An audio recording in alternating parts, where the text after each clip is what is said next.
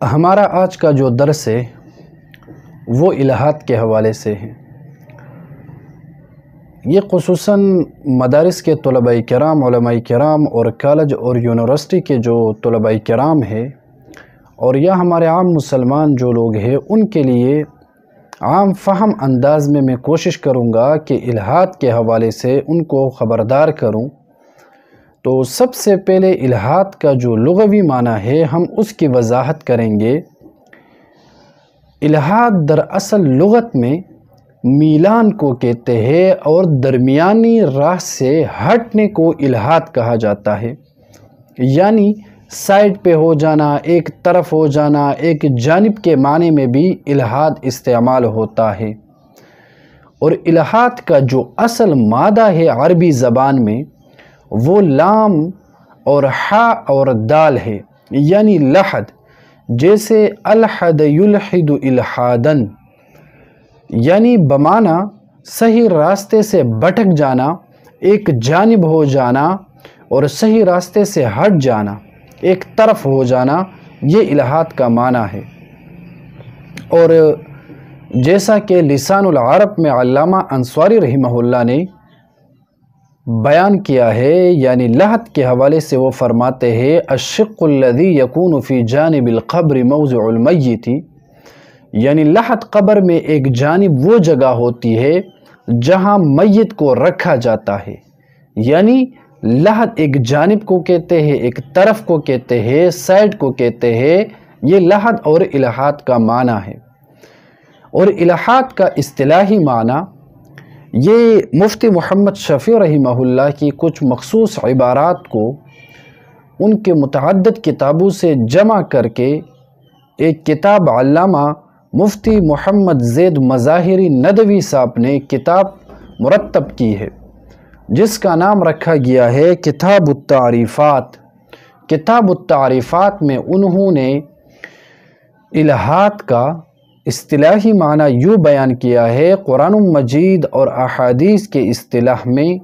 آیات قرآنی سے عدول اور انحراف کو الہات کہا جاتا ہے۔ یہ اصطلاحی معنی بیان کیا گیا ہے۔ تو لغوی اور اصطلاحی معنی کے بعد ابھی ہم یہ وضاحت کریں گے کہ دور حاضر اور الہات یا دور حاضر اور ملحدین۔ تو دیکھا جائے دور حاضر میں الہات کے پیروکار لوگوں کو ملحدین کہا جاتا ہے، یعنی جو لوگ درمیانی اور حق کے راہ سے ہٹ چکے ہوتے ہیں، ایک جانب ہو چکے ہوتے ہیں، ایک سائڈ پہ ہوئے ہوتے ہیں، ان لوگوں کو ملحدین کہا جاتا ہے۔ دراصل ملحدین یہ کسی مذہب کے دعوے دار نہیں ہوتے ہیں اور نہ ان لوگوں کا کوئی مستقل نظریہ ہوتا ہے اور نہ یہ لوگ کوئی خاص عقیدہ رکھتے ہیں، بلکہ وقت کے گزرنے کے ساتھ ساتھ ان لوگوں کا نظریہ اور عقیدہ وہ بدل جاتا ہے۔ اور ان لوگوں کا حال کچھ یوں ہوتا ہے کہ جس قدر ان لوگوں کے دلوں کے اندر سوالات، اشکالات، اعتراضات جنم لیتے ہیں، اس قدر یہ لوگ مذاہبوں سے اور دینی اسلام سے دور ہوتے چلے جاتے ہیں۔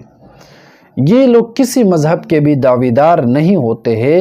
دینی اسلام سمیت جتنے بھی ادیان ہیں یہ تمام تر ادیانوں سے خود کو بالا سمجھتے ہیں، کسی بھی دین کے یہ لوگ دعویدار نہیں ہوتی ہے۔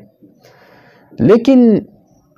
کسی بھی مذہب کے دعویدار نہ ہونے کے باوجود بھی یہ لوگ در حقیقت اپنے مد مقابل اور اپنے زیادہ تر اعتراضات دینی اسلام پر اٹھاتے ہیں، یعنی دنیا میں جتنے بھی مذاہب ہیں سب کو چھوڑ کر یہ لوگ دینی اسلام کو ہی اپنا مد مقابل سمجھ کر دینی اسلام کے خلاف اعتراضات اٹھاتے ہیں اور دینی اسلام پر اشکالات اور اعتراضات کرتے ہیں۔ تو اسی وجہ سے ہمارے علماء کرام اور طلباء کرام کو چاہیے کہ وہ عام فہم انداز میں بآسانی سے ملحدین کے ان اعتراضات کا جوابات کرے جو ملحدین کی طرف سے اسلام پر اعتراضات ہے یا جو انسانیت کے اعتبار سے یہ لوگ اعتراضات اٹھاتے ہیں، تو خصوصاً کالج اور یونیورسٹی کے جو پروفیسر اور اساتذہ کرام ہوتے ہیں ان کو چاہیے کہ وہ الحاد پر بغور گہرائی کے ساتھ مطالعہ کرے، کیونکہ کالج اور یونیورسٹی کے جو نوجوان ہیں وہ اکثریت ان لوگوں کی ہے جو الحاد سے متاثر ہو جاتے ہیں۔ تو ہمارے علماء کرام اور طلباء کرام کو بھی چاہیے کہ وہ الحاد پر مطالعہ کریں، لیکن گہرائی کے ساتھ الحاد کی بنیاد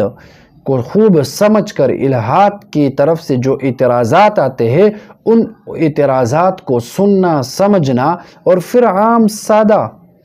بآسانی کے ساتھ ان کے جوابات دینے سے ہمارے معاشرے میں الحاد کا روک تھام ہو سکتا ہے۔ اگر ہم الحاد سے غافل رہے تو عنقریب الحاد کافی عروج پر ہو جائے گا اور لوگ کافی تعداد میں ملحدین ہو سکتے ہیں، اور پھر الحاد کے جو اسباب ہیں، لوگ کیوں ملحد بن جاتے ہیں، انشاءاللہ اگلی ویڈیو میں ہم اس بات کی بھی وضاحت کریں گے کہ لوگ کس وجہ سے الحاد کی طرف جاتے ہیں۔